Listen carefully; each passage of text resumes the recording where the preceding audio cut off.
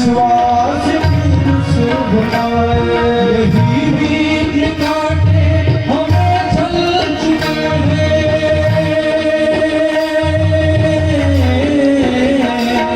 यही वीर काटे हमें चल चुके हैं। हमें इन सबों को हटाना पड़ेगा, देश से तीर को जलाना पड़ेगा, देश से तीर को जलाना पड़ेगा।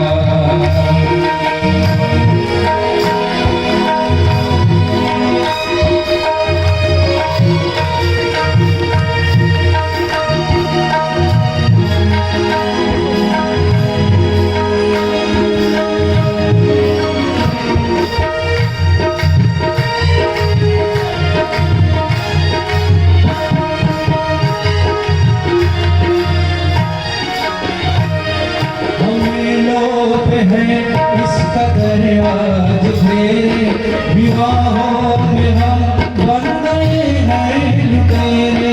हमें लोग हैं इस कदर आज तेरे विवाहों में हम बन गए हैं लुटेरे। मनोबल यहाँ बहुत बढ़ गए हैं,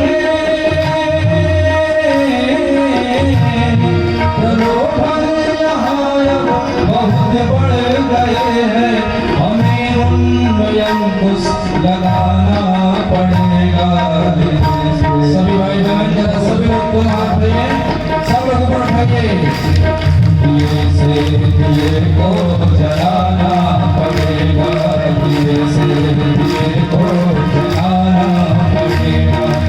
आप मेरा बहुत सारा है, आप मेरा बहुत सारा है। ये से दिए को जलाना पड़ेगा, ये से दिए को जलाना पड़ेगा, ये से दिए को जलाना पड़ेगा।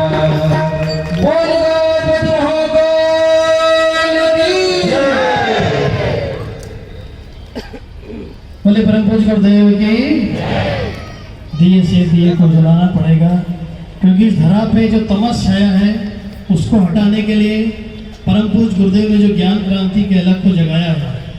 इस नारी सशक्तिकरण वर्ष में हम सभी 108 कुंडली गायत्री महायज्ञ के इस दीप यज्ञ के अवसर पर बैठे हैं। सभी भाई बहनों से निवेदन है अपना मोबाइल फोन साइलेंट करके अपने पास रखें, शांतचित्त एकाग्र होकर के बैठें।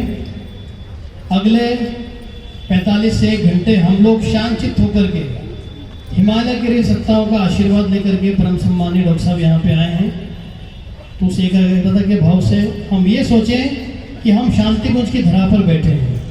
परम पूज्य गुरुदेव परम वंदनीय माता जी का आशीर्वाद हम सभी पर बरस रहा है, और ऐसे दिव्य स्थान से हम सभी का संदेश लेकर के ज्ञान क्रांति के अलग को जगाने के लिए गांव-गांव में, नगर-नगर में, डगर-डगर में जाकर के जो निरंतर प्रवज्जा कर रहे हैं गुरुदेव के ऐसे शिष्य जिनका कर्तव्य है कि दीप हूँ जलता रहूँगा, मैं प्रलय की आंधियों से अंत तक लड़ता रहूँगा, ऐसे संकल्प को लेकर के वे दिनों दिन यात्रा कर रहे हैं। शांति कुंज में रह करके विद्यार्थियों को गढ़ रहे हैं, व्यक्तित्व को ढाल रहे हैं और एक नए युग के निर्माण के लिए संकल्पना बुन रहे हैं। ऐसे हम सबके युवाओं के मार्गदर्शक परम सम्मानीय डॉक्टर साहब, जिनका परिचय आप सभी को पता है, और उनका सबसे बड़ा परिचय एक सच्चे शिष्य के रूप में एक कार्यकर्ता भाव को लेकर के गायत्री परिजनों के बीच जाकर के वो युवा क्रांति के आलोक को फैला रहे हैं। और किस प्रकार इस वर्ष में हम सभी को ज्ञान क्रांति के आलोक को जन जन तक पहुँचाना है, नारियों को आगे बढ़ाने में काम करना है, युवाओं को आगे बढ़ाना है, और गुरुदेव की इस लाल मशाल को लखनऊ ही नहीं उत्तर प्रदेश के कोने कोने में ले जाना है। एक बार आपकी तालियों के साथ मैं उनसे निवेदन करता हूँ कि वह परम पूज्य गुरुदेव का दिव्य संदेश हम सभी को प्रदान करें। परम सम्माननीय डॉक्टर साहब। धन्यवाद दामोदर। मित्रों, परम पूज्य गुरुदेव परम वंदनीय माता जी की दिव्य उपस्थिति को साक्ष्य मानते हुए माँ गायत्री के पावन मंत्र के साथ मैं अपनी बात को आरंभ करना चाहता हूँ। माँ गायत्री का ये पावन मंत्र अनेकों ईश्वरीय प्रेरणाओं को, अनेकों ईश्वरीय संकेतों को धारण करने का, आत्मसात करने का, उनको जीवन में उतारने का मंत्र है। उस होश को, उस बोध को, उस जागृति को अपने जीवन में अवतरित करने का मंत्र है, जो यदि मनुष्य के जीवन में प्राप्त हो पाती है तो अनेकों झंझावातों के बीच में झूलता है मनुष्य का जीवन, अनेकों उलझनों और समस्याओं के बीच में अपने को गुजारता, व्यतीत करता है मनुष्य का जीवन। एक उद्देश्य को, एक अभिप्राय को, एक शांति को, एक सम्मति को प्राप्त कर पाता है। ये जो मनुष्य का जीवन है वो हम लोग महसूस नहीं कर पाते, पर अनेकों व्यर्थ के सपनों के पीछे भागने में ही चला जाता है। मिलता किसी को नहीं, पर भागने में कोई चूकता नहीं। हर व्यक्ति एक अजीब से अतृप्त कामनाओं के दौर में, निरर्थक सपनों के पीछे भागने में अपने जीवन को व्यर्थ करता, बर्बाद करता दिखाई पड़ता है। और इस कुचक्र से व्यक्ति को मुक्ति मिल पाती है कि मनुष्य के जीवन में एक होश का, एक बोध का, एक जागृति का अवतरण हो पाता है। और उस अवतरण को संभव बनाने का जो मंत्र है वो गायत्री का ये पावन मंत्र है। यही उद्देश्य हमें देता है कि जीवन में नीचे गिरने के पथ तो अनेकों हैं। ये हमें सिखाता है कि यदि व्यक्ति जीवन में नीचे गिरना चाहे, गलत मार्ग पर जाना चाहे, तो वो जाने के पथ तो अनेकों हैं, पर ऊपर उठने का एक ही पथ परमात्मा ने हमको दिखाया है। गायत्री को हम लोग त्रिपदा कह करके पुकारते हैं, और 3 सूत्र, 3 संकेत गायत्री का मंत्र हमें प्रदान करता है। ये कहता है कि हम जीवन में ऊपर उठें, आगे बढ़ें और अच्छा करें। और वो कहने के पीछे का कारण बड़ा स्पष्ट है। इस मनुष्य के जीवन में पतन तो स्वाभाविक है, पर उत्थान कष्टसाध्य है। व्यक्ति यदि जीवन में नीचे गिरना चाहे, गलत करना चाहे, तो वो करने के लिए न उसे प्रशिक्षण की आवश्यकता होती है, न पुरुषार्थ की आवश्यकता होती है, और न किसी से सीख और समझ लेने की आवश्यकता होती है। वातावरण का प्रवाह, समाज की दिशा, हमारे अपने कुसंस्कार, न जाने कितने समय से पाली गई बुरी आदतें मनुष्य के जीवन को अपने आप घसीट कर गलत मार्ग की तरफ, गलत भाव की तरफ, गलत प्रवृत्तियों की ओर, गलत भावनाओं की ओर लेकर के चली जाती है। यदि व्यक्ति अच्छा करना चाहे, ऊपर उठना चाहे, तो एकदम से अपने आप को अकेला पाता है। पानी की बाल्टी को कोई ले, पहाड़ के ऊपर ले जाए और वहाँ से धक्का मारे, तो पानी अपने आप ढलान कर बहता हुआ नीचे चला जाता है। पर यदि उसी पानी को ऊपर ले जाना हो तो व्यक्ति को मोटर भी लगानी पड़ती है, पाइप भी बिछाना पड़ता है, बिजली की व्यवस्था भी जुटानी पड़ती है, धारा के विपरीत प्रयत्न भी करना पड़ता है। जीवन में नीचे जाने के लिए व्यक्ति को कुछ करने की आवश्यकता नहीं, पर ऊपर उठने के लिए बहुत संकल्प की, सार्थक मार्गदर्शन की और देवीय संरक्षण की आवश्यकता होती है। और वो दिखाने का काम गायत्री का एक पावन मंत्र करता है। अकेले व्यक्ति को, जिसके हृदय में कुछ अच्छा करने का बाह हो, कुछ अच्छा करने का साहस हो, उसको वो संरक्षण गायत्री का एक पावन मंत्र प्रदान करता है। और इस भाव के साथ करता है कि व्यक्ति जहाँ कहीं भी है वहाँ पर ईश्वरीय चेतना, देवीय मार्गदर्शन उसको ऊपर उठाने का माध्यम तैयार कर सके। ये गायत्री के इस पावन मंत्र की शिक्षा है। और जब हम माँ गायत्री से प्रार्थना करते हैं तो यही करते हैं कि हमारे जीवन में उस संरक्षण का, उस मार्गदर्शन का, उस आशीर्वाद का, उस अनुकंपा का उदय हो, तो मनुष्य के जीवन को सही मार्ग की ओर लेकर के चलती हैं। तो एक बार इस भाव के साथ कि हमारे जीवन में वो शिक्षाएं, वो सूत्र अवतरित हो सके, माँ गायत्री का पावन मंत्र हम लोग साथ साथ कहें, चित्त को स्थिर करते हुए, शरीर को शांत करते हुए, मन को उस उद्देश्य के लिए समर्पित करते हुए एक बार माँ गायत्री का ये पावन मंत्र साथ साथ।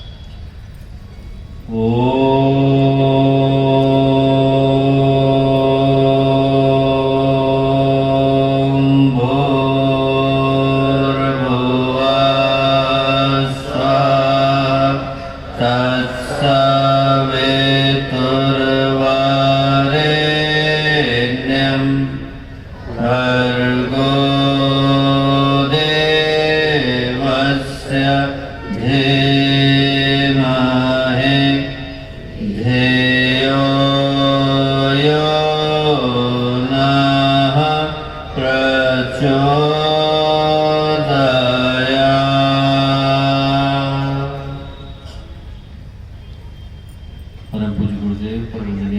के देवीय संरक्षण में आज के इस अत्यंत ही महत्वपूर्ण अवसर पर इस 108 कुंडीय गायत्री महायज्ञ के दीप यज्ञ का पावन अवसर और इस पावन अवसर पर मंच पर उपस्थित सभी सम्मानित अतिथिगण, गायत्री परिवार के सभी कार्यकर्तागण, लखनऊ के उत्तर प्रदेश के विभिन्न स्थानों से आए वो सभी आस्थावान समर्पित गायत्री परिवार के कार्यकर्तागण जो विभिन्न स्थानों से आज के इस दीप यज्ञ का साक्षी बनने के लिए यहाँ पर उपस्थित हैं। उपस्थित भाई बहन, प्यारे मित्रों और प्यारे बंधुओं, दोस्तों, आज दीप यज्ञ का ये पावन अवसर है जिस अवसर पर हम लोगों को यहाँ मिलने का और इन बातों को कर पाने का सुयोग, सुअवसर और सौभाग्य मिल पा रहा है। और आज का दिन निश्चित रूप से कुछ महत्वपूर्ण और अद्भुत प्रेरणाओं को लेकर के आया है। यदि मात्र दीप यज्ञ को हमें करना होता, हमें अपने आप से प्रश्न पूछने की आवश्यकता है कि यदि मात्र दीपक जलाने के लिए हम लोग यहाँ आए होते तो वो कार्य तो घर पर सहजता से संभव था। एक दीपक को जलाने के लिए व्यक्ति को इतना परिश्रम करने की आवश्यकता नहीं होती। वो काम व्यक्ति अपने घर पर बैठकर एक मोमबत्ती के सहारे, एक माचिस की तीली के सहारे सहजता के साथ संभव कर सकता है। हम लोग यदि आज इस पवित्र अवसर पर, महत्वपूर्ण अवसर पर, देवी अवसर पर इस प्रांगण के अंदर आकर उपस्थित हुए हैं तो हमारी उपस्थिति का कारण एक ही है कि हम यहाँ से कुछ महत्वपूर्ण संकेतों को, शिक्षाओं को और सूत्रों को लेकर के जा सकें। ऐसे सूत्रों को लेकर के जा सकें जिनको अपनाने के बाद जब व्यक्ति इस प्रांगण से निकले तो जीवन की दिशा, जीवन की धारा, जीवन का उद्देश्य, जीवन का लक्ष्य ये किसी अन्यत्र मार्ग की ओर मुड़ सके। क्योंकि घटनाएं वही होती हैं पर जीवन में प्रभाव डाल करके जाती हैं कि व्यक्ति उनका अर्थ निकालना जान जाता है। समर्थ गुरु रामदास के जीवन में घटना घटी। शादी करने के लिए जा रहे थे और जैसे ही शादी करने के लिए खड़े हुए तो शादी कराने वाले पंडित ने कहा सावधान। न जाने कितनों को सावधान कहा होगा और न जाने कितनों ने सावधान सुना होगा। पर जैसे ही समर्थ गुरु ने सुना तो उन्होंने अपने आप से पूछा कि मुझे सावधान होने के लिए क्यों कह रहा है। उन्होंने अपने मन में सोचा कि इसलिए कह रहा है कि मनुष्य का जीवन न जाने कितने वर्षों की प्रतीक्षा के बाद इंसान को मिल पाता है। उन्होंने तुरंत उस स्थान को छोड़ा, नासिक के पास, पंचवटी के पास जंगल में जाकर के बैठे, 12 वर्ष के बाद उठे और समर्थ गुरु बन करके निकले। घटना साधारण सी थी, सिर्फ सावधान ही कहा गया और सावधान को न जाने कहने वाले कितने हुए होंगे, सावधान को सुनने वाले कितने हुए होंगे। जिस पंडित ने कहा होगा वो स्वयं भी सावधान नहीं हुआ होगा और न जाने सुनने वालों ने कितनी बार सुना होगा पर उनमें से कोई सावधान नहीं हुआ होगा। पर एक समर्थ गुरु के जीवन में उस सावधान ने वो प्रभाव डाला कि वो समर्थ गुरु रामदास बन करके निकले। भगवान बुद्ध अपने घर से निकले तो उन्होंने अपने सारथी से पूछा कि जो व्यक्ति आ रहा है इसको क्या हुआ? वृद्ध हो गया है, मैं भी होऊंगा क्या? एक व्यक्ति को देखा बीमार पड़ा है, मैं भी पड़ूंगा क्या? एक व्यक्ति को देखा शव यात्रा में चल रही है, मेरी भी निकलेगी। बस 3 घटनाक्रम घटे और भगवान बुद्ध के जीवन में बुद्धत्व की घटना मिल गई। घटनाएं वही घटती। न जाने हम लोग कितने लोगों को वृद्ध होता देखते हैं, कितने लोगों को जरा से जीर्ण होते हुए देखते हैं, न जाने कितने लोगों को अपने शरीर को त्यागते देखते हैं। पर हमारे जीवन में बुद्धत्व तो घट नहीं पाता क्योंकि वो घटनाएं हमारे अंतर मन में कोई प्रभाव छोड़ करके नहीं जाती। दीपक वही होता है, जलाते हैं तो हमारे जीवन में प्रभाव पड़ पाता है कि व्यक्ति वहां से किसी महत्वपूर्ण शिक्षा को लेकर के जाता है। यदि सिर्फ दीपक जलाना होता तो हम लोग की यहाँ उपस्थिति किसी मूल्य की नहीं रह जाती। हम लोग की उपस्थिति मूल्य की रह जाती है कि हम लोग यहाँ से किसी महत्वपूर्ण संकेत को लेकर के जाते हैं। और जब हम इस दीप यज्ञ के मूल्य को, महत्व को, इसके पीछे के उद्देश्य को स्मरण करना चाहते हैं तो हमें स्मरण करने की आवश्यकता है कि जब पहली बार इस दीपक को जलाने की बात आई तो आई कहाँ से? भगवान बुद्ध के जीवन की घटना है। अंतिम क्षण थे, आनंद को बुलाया। आनंद ने कहा कि भगवान आप शरीर को त्याग जाएंगे तो हमारे जीवन का मार्गदर्शन कौन करेगा? हमारे प्रश्नों का समाधान कौन करेगा? हमें हमारे जीवन की दिशा कौन बताएगा? भगवान बुद्ध ने कहा कि आनंद, यदि जीवन में प्रकाश को प्राप्त करना है, जीवन में दिशा को प्राप्त करना है, जीवन में लक्ष्य को प्राप्त करना है, तो बाहर के प्रकाश की प्रतीक्षा मत करो, अपने अंदर के प्रकाश को पैदा करो। अपदीपो भव, अपने दीपक खुद बनो। तुम्हें किसी और प्रकाश की प्रतीक्षा करने की आवश्यकता नहीं। और दीपक हमारे लिए यही प्रेरणा लेकर के आता है।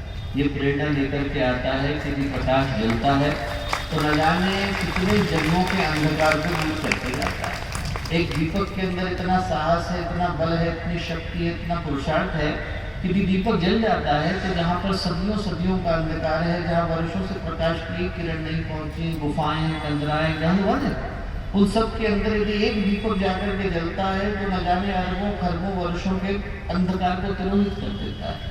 जिस जगह पर न जाने कितने वर्षों से कोई अंधकार था और कोई प्रकाश की किरण नहीं पहुंची थी, एक दीपक के वहां पहुंचते ही वहां पर जन्म जन्मांतर का अंधेरा सदा के लिए विदा हो जाता है। प्रार्थना हम लोग यही करते हैं कि जब बाहर का दीपक जले तो हमारे चित्त के अंदर, हमारे मन के अंदर जो जन्म जन्मांतर का कुहासा छाया हुआ है, जो अंधकार इकट्ठा हो गया है, उसको दूर करने का बल, शक्ति, सामर्थ्य, प्रकाश पैदा हो सके। और वही दीपक आज हमसे बातें करता हुआ आया है।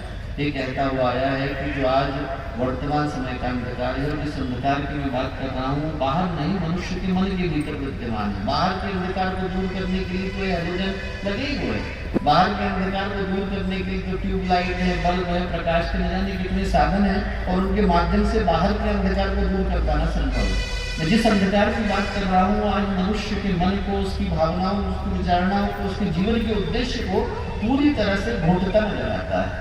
यदि उस अंधकार को दूर करना है तो आज का दीपक हमसे, आपसे, हर व्यक्ति से एक ही बात कर रहा है और ये कह रहा है कि हमने से प्रत्येक व्यक्ति को जिसके अंदर जागरण की संभावना है, उसको इस वर्तमान के अंधकार के ऊपर प्रतिबंध लगाने की आवश्यकता है। आज का दीपक एक ही पुकार को लेकर के आया है, और ये पुकार को लेकर के आया है कि जब अंधकार गहराता है तो ऐसे समय में दो घटना एक साथ घटती है।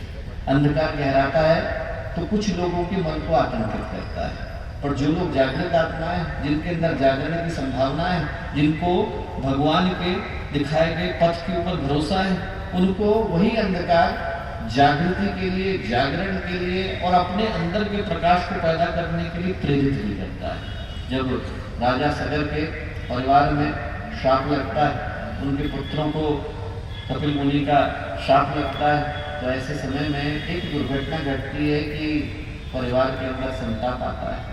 और वही जो परिवार के अंदर का संताप है, वो उनके परिवार में भगीरथ जैसी आत्मा को अवतरण के लिए पुकारता है। अंधकार आता है तो कुछों को आतंकित करके जाता है, पर कुछ को अच्छा करने के लिए प्रेरित करके जाता है। जब भगवान अस्थियों के ढेर को देखते हैं तो उनके आंख से आंसू गिरते हैं, और साथ ही साथ बुझाई भी पड़ती है, साथ ही साथ मन में संकल्प भी आता है, और भगवान अपने धनुष को उठा करके कहते हैं, निश्चर ही बनो ही बुझ उठाए करती।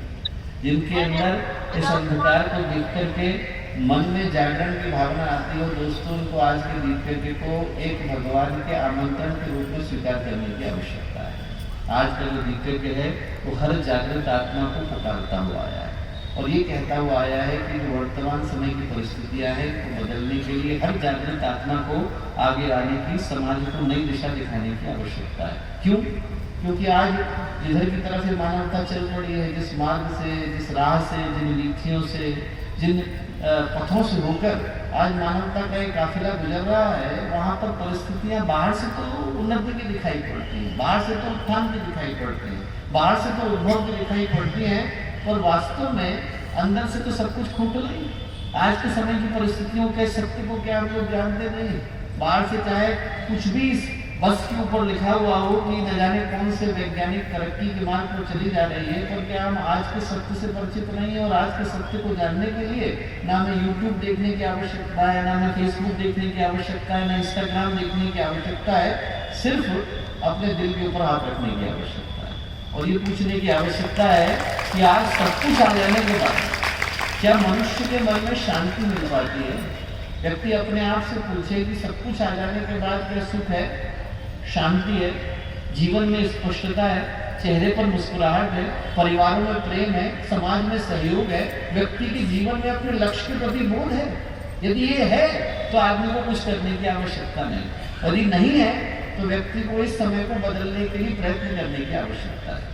आज व्यक्ति के पास सब कुछ है दोस्तों। हम लोग सोच करके देखें तो आज व्यक्ति पहले की तुलना में ज़्यादा वैभव को लेकर के बैठा है। आदमी के पास पैसा भी है, सुख भी है, सुविधाएं भी हैं, साधन भी है, पर क्या यह सत्य नहीं है कि जितनी तेजी से बाहर वैभव का मायाजाल फैला और कामनाओं का सरंजाम जुटा, उतनी ही तेजी से मनुष्य के मन के अंदर दरिद्र भी आई, मनुष्य के दिल के अंदर दिवालियापन आकर के बैठा। क्या ये सत्य नहीं है कि जितनी तेजी से बाहर घरों के आकार बढ़े हुए हैं, उतनी ही तेजी से परिवारों के आकार धीरे धीरे करके छोटे होते चले गए। इंसान बाहर की समृद्धि को लेकर के बैठा है, पर उतनी ही तेजी से दिल की दरिद्री को भी तो लेकर के बैठा है। आज व्यक्ति के पास सब कुछ आ जाने के बावजूद एक व्यक्ति नहीं रह गया है जिसके ऊपर आदमी अच्छे से भरोसा कर सके। पूरी जिंदगी चली जाती है पर इंसान से भरोसेमंद व्यक्ति को ढूंढता रह जाता है। ईमानदारी है, कर्तव्यपरायणता है, विश्वसनीयता है, वो सारे गुण जिनके ऊपर मानवता का भवन कभी खड़ा हुआ करता था, आज इतनी तेजी के साथ नदारद हुए हैं कि व्यक्ति को गलत राह पर चलने पर, गलत करने पर, गलत पथ को अपनाने पर न उसके मन में समाज का संकोच रह गया है, न अंतरात्मा की ग्लानि का भय रह गया है, और न ईश्वर के कर्मफल विधान पर भरोसा रह गया है। आदमी गलत करने से चूकता नहीं, गलत राह पर बढ़ने से डरता नहीं, और परमात्मा की ओर देखता नहीं। तो आज के समय की जो परिस्थितियां हैं दोस्तों, उसका जो हश्र है, उसके जो परिणाम है, वो आंखों के सामने स्पष्ट है। जीवन इतना जटिल और कॉम्प्लिकेटेड हो गया है, हर व्यक्ति के संघर्ष इतने कठिन और भयावह हो गए हैं कि व्यक्ति अपनी पूरी जिंदगी उलझनों में, समस्याओं में गुजार देता है। आप लोगों से पूछ कर देखिए, आधे से ज्यादा जिंदगी चली गई है, पर आदमी की जिंदगी में खुशी के क्षण अंगुलियों पर गिरने वाले लोग हैं। पूरी जिंदगी सिर्फ समस्याओं से और उलझनों से जूझने में ही चली गई, और आदमी इतने सारे तनाव को झेल नहीं पाता। जो झेल नहीं पाते वो अपने को मारने की या दूसरे को मारने की सोचते लग जाते हैं। आदमी या तो सोचता है कि मैं अपनी जिंदगी का अंत कर दूं या फिर दूसरे का कर दूं, क्योंकि जिंदगी तो बोझ में बदल गई है। और जो जिंदगी आदमी को नसीब होती है, जिस तरह की जो इनमें से दोनों काम नहीं करते, उसके हिस्से में जो जिंदगी लौट करके आई है, उसमें कौन सा सुख है, कौन सी शांति है, कौन सी प्रफुल्लता है। यदि एक दूसरे को ईर्ष्या द्वेष के साथ देख करके जीवन जीने का नाम, जलते कुड़ते जीवन जीने का नाम, एक दूसरे को परेशानी के साथ देख करके जीवन जीने का नाम मनुष्य का जीवन है, तो इससे अच्छा तो भैंस का जीवन है। कम से कम आदमी को एक ही परिवार मिला होता, आदमी वहां पर घास खाता और गोबर करता, तो क्या टेंशन की बात थी। आप सोच के देखो, यहाँ पर तो जो भैंस है तो दूसरे को सींग गड़ाती, तो कम से कम मन में भरोसा तो होता कि सींग गड़ाने को मिले हैं। यहाँ तो जो हाथ ईश्वर की प्रार्थना के लिए मिले हैं, उनसे आदमी दूसरे का गला घोटता नजर आता है। ये जो मनुष्य का जीवन है, इसको देख करके कभी कभी मन में ये भाव आता है कि मनुष्य का जीवन किस तरह के पार्श्व जीवन में बदल गया है। और ऐसे में जिनको ढूंढना हो तो इस पूरे में भी रस का जीवन ढूंढ लेते हैं, पर जो लोग जीवन का मूल्य जानते हैं, पूज्य गुरुदेव के स्तर की आत्मा है, वंदनीय माता जी के स्तर की आत्मा है, वो जानते हैं कि मनुष्य का जीवन इन्हें छोटे छोटे उद्देश्यों में बर्बाद करने के लिए नहीं मिला है। मनुष्य के जीवन में सार्थकता, मनुष्य के जीवन में संगीत, मनुष्य के जीवन में प्रफुल्लता तभी प्रकट हो पाते हैं जब उसके अंदर का देवता जागता है, जब उसके अंदर का भगवान जागता है। यदि बनना है तो आदमी हिमालय बने, गड्ढा बनकर के किसको मजा आता है। यदि बनना ही है तो आदमी अपने अंदर के देवता को जगाए। आदमी को व्यर्थ का जीवन जीकर के कहाँ शांति मिलती है। और गुरुदेव ने उसी उद्देश्य को लेकर गायत्री परिवार का गठन किया। ये कहा कि मनुष्य का भावनात्मक परिवर्तन, मनुष्य का भावनात्मक नवनिर्माण ही गायत्री परिवार का एकमात्र उद्देश्य है। और उसका अर्थ क्या है?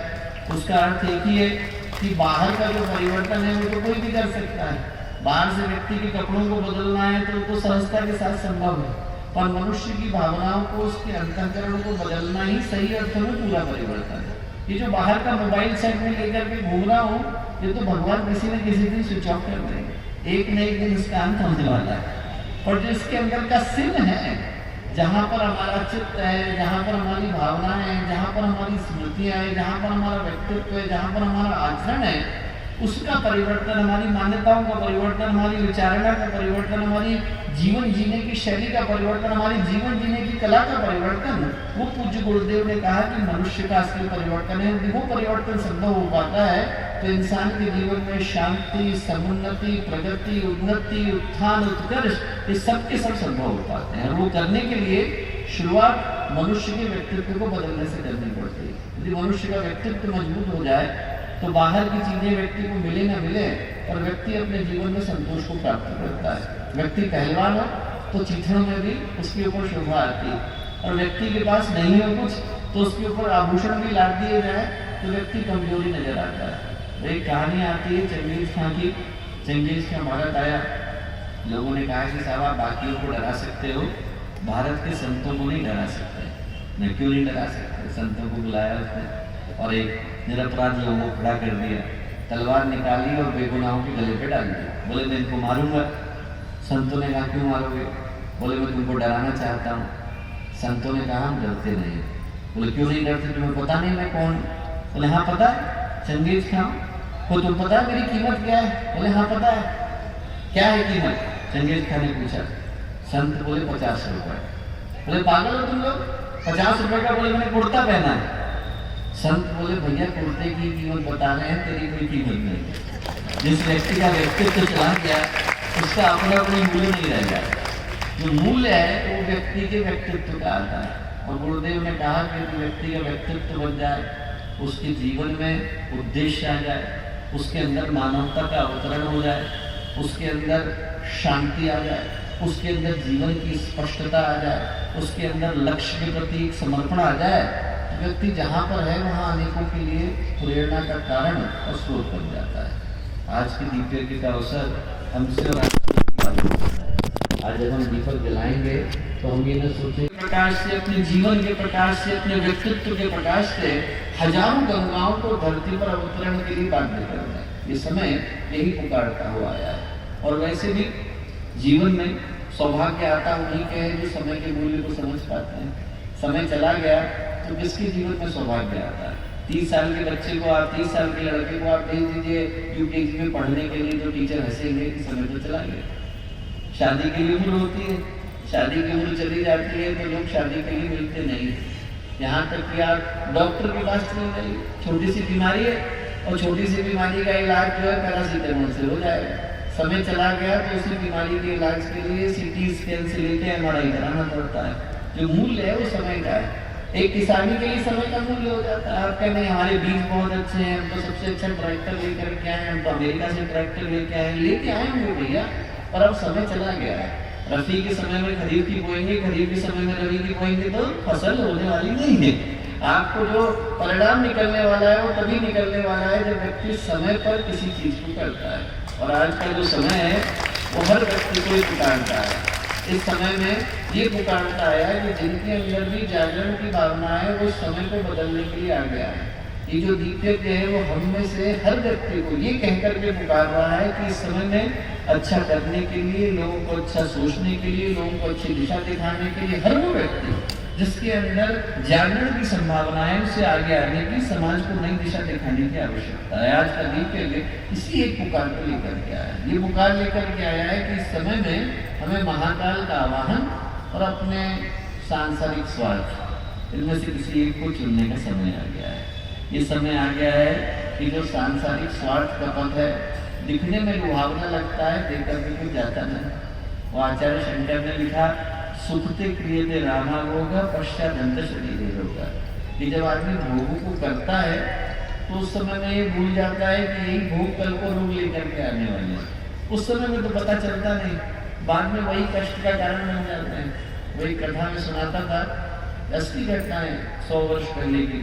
एक छोटा सा गांव है महाराष्ट्र में, वहाँ पर 2 मित्र आया करते थे। उनने उस समय में कपास का बिजनेस शुरू किया। 1903 या 4 की घटना है। और ऐसा लाभ हुआ उनको, ऐसा लाभ हुआ कि उस समय में 5 लाख रुपये मिले। अब उनको वो पैसा लेने के लिए बॉम्बे जाना था। मैंने कहा ठीक है वहाँ जाएंगे, लेकर के आएंगे। और वहाँ गए तो एक दोस्त के मन में क्या आ गया? लालच। जब वहाँ पर पहुँचे तो उसने सोचा कि 5 लाख रुपए आज के समय से तुलना करें तो 20-25 करोड़ के बराबर। उसने सोचा इतना पैसा मैं अकेले ले लूँ, तो उसने अपने जो दोस्त को लेकर के आया था उसकी तो कर दी हत्या। शव दिया फेंक, सच्ची घटना, शव दिया फेंक, वापस गया गांव गया तो गांव में जाकर के उसने उस दोस्त के परिवार वालों से कहा कि अरे वो लौटा मेरे से तो क्या करके गया था, जल्दी जा रहा है, यहाँ आया नहीं? उन्होंने कहा नहीं आया। उसने 10,000 रुपये लिए और 10,000 रुपये परिवार वालों को दिए, बोले आप रखना, आपकी देखभाल करना आपके लिए जरूरी, ऐसा कह करके दिए। अब परिवार वालों ने सोचा इतना बढ़िया आदमी 10,000 रुपये ऐसे ही दे रहा है, 10,000 रुपये आज के समय में कौन देता है। उनने कोई पुलिस इंक्वायरी नहीं करवाई, बात आई गई हो गई, उसके एक बच्चा भी हो गया, बच्चा बड़ा भी हो गया। अब बच्चा बड़ा हुआ, विवाह करने जा रहा, विवाह से 2 दिन पहले बच्चा बीमार पड़ा और इतना बीमार पड़ा कि कोई डॉक्टर का इलाज काम नहीं आया, किसी वैद्य का इलाज काम नहीं आया, सबको दिखा लिया, यहाँ से लेकर के विदेश के सारे डॉक्टर को दिखा लिया। और उसके बाद एक दिन बैठा रो रहा बच्चे के बिस्तर के पास और रोते रोते भगवान से प्रार्थना कर रहा था कि देखो क्या समय आ गया।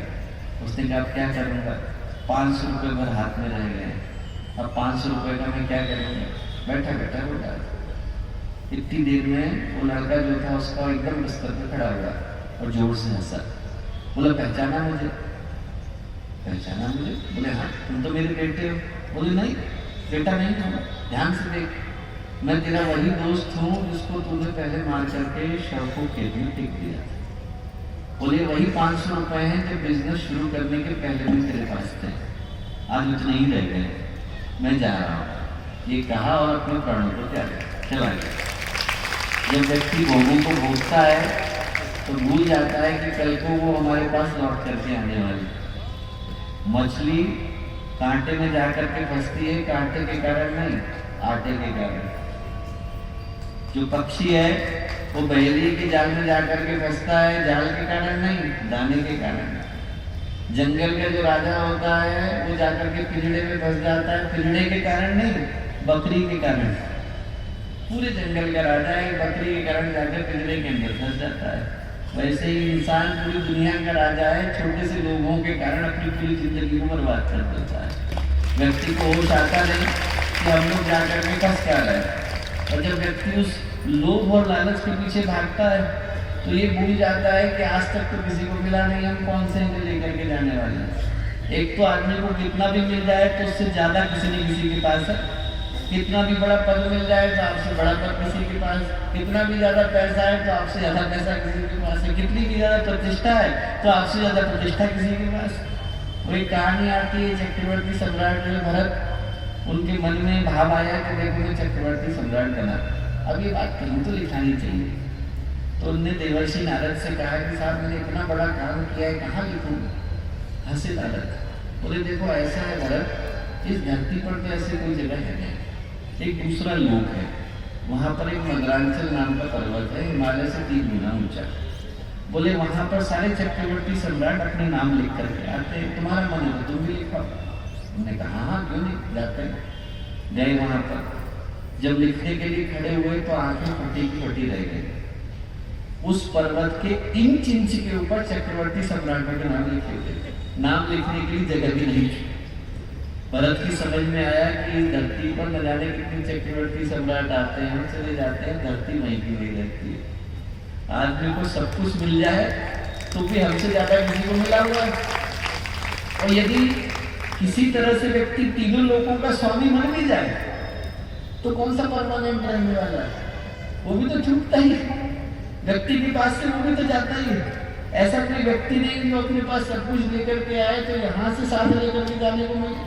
सिकंदर जब जाने को हुआ तो अपने सेनापति को उसने क्या कहा, यही तो कहा कि कल को मैं चला जाऊंगा तो मेरी मुट्ठी खोल देना। पूछा क्यों?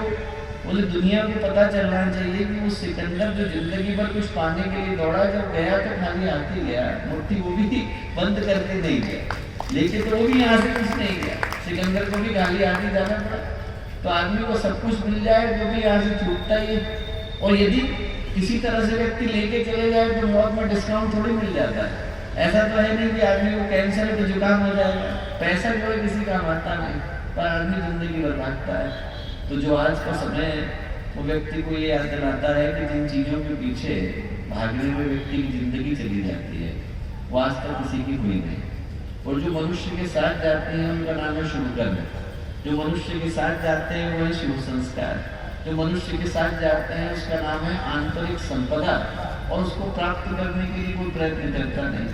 जो इस धरती पर एक मंजिल खड़ी होती है वो संस्कारों की खड़ी हो पाती है। और आज का दिन एक ही पुकार को लेकर के आया कि हर वो व्यक्ति को जागृत आत्मा है, वो यहाँ से इस संदेश को इस भाव के साथ लेकर के जाए कि आज जब हमारे दिव्य के ऊपर स्वयं वरुण देवता आशीर्वाद दे रहे हैं, अभिषेक का समय आ रहा है, तो ऐसे समय में जब इस पवित्र आयोजन के ऊपर ईश्वरी कृपा भी पूरे शिद्दत के साथ बरस रही है, तो ऐसे समय में हर जागृत आत्मा को यहाँ से जागरण का संकल्प लेकर के जाने की आवश्यकता है। और ऐसे समय में हम लोग अपने मन में एक ही भाव को यहाँ से लेकर के जाएं कि दीपे के इस पावन अवसर पर जब बाहर का प्रकाश आए तो हमारे आंतरिक जगत में भी वो एक प्रकाश की सृष्टि को कर सके। आज के दीपे के इस पावन अवसर पर सभी लोगों को मैं हृदय से धन्यवाद देता हूँ, साधुवाद देता हूँ, अभिनंदन करता हूँ और सभी से प्रार्थना करता हूँ कि आज के शुभ अवसर पर एक न एक संकल्प को हम लोग यहाँ से लेकर के जा सकें। जीवन में नई चेतना का, नई दिशा का, नई भावना का उदय हो, ऐसी प्रार्थना पूज्य गुरुदेव से वंदनीय माता जी से है। उनकी अनुकंपा हर व्यक्ति के ऊपर बरसे, ऐसी शुभकामनाएं, ऐसी मंगल कामनाएं। बोले परम पूज्य गुरुदेव जी, वंदनीय माता जी की, परम सम्मानित डॉक्टर साहब का बहुत बहुत धन्यवाद। आइए हम दीप प्रज्वलन का क्रम यहाँ से आइए स्वयं सेवक अपनी अपनी जगह पर तैनात हो जाएं। दीप यज्ञ हो उसके पहले 2 मिनट का एक छोटा सा और निवेदन भैया जी से है कि हमारे हरदोई के अति वरिष्ठतम कार्यकर्ता जो निरंतर 50 साल से गायत्री परिवार में सक्रिय हैं, उन्होंने परिश्रम करके सत्यनारायण कथा का संपादन किया है और उसमें परम पूज्य गुरुदेव की चेतना और गीतों का सुंदर समन्वय किया है। भैया अपने कर कमलों से उनका विमोचन करेंगे और मैं आदरणीय RV शर्मा जी भाई साहब से निवेदन करता हूं कि अपनी पुत्री जो प्रधान अध्यापका हैं अलका शर्मा, उनके साथ में यहाँ एक बार जोरदार करतब होने करके हम स्वागत अभिनंदन करें। पुस्तिका विमोचन का यह क्रम यहाँ से संपन्न हो रहा है। ओम भूर्भुवः स्वः तत्सवितुर्वरेण्यं भर्गो देवस्य धीमहि धियो यो न प्रचोदयात्। बोले परम पूज्य सद्गुरुदेव की जय, परम वंदनीय माता जी की जय, भारत माता की जय, भारतीय संस्कृति की जय। बहुत बहुत धन्यवाद, बहुत बहुत धन्यवाद। आइए दिए से दिए को जलाना पड़ेगा। अब यहाँ से विपरीत परिस्थितियों में एक दीपक जलता है, लड़ता है।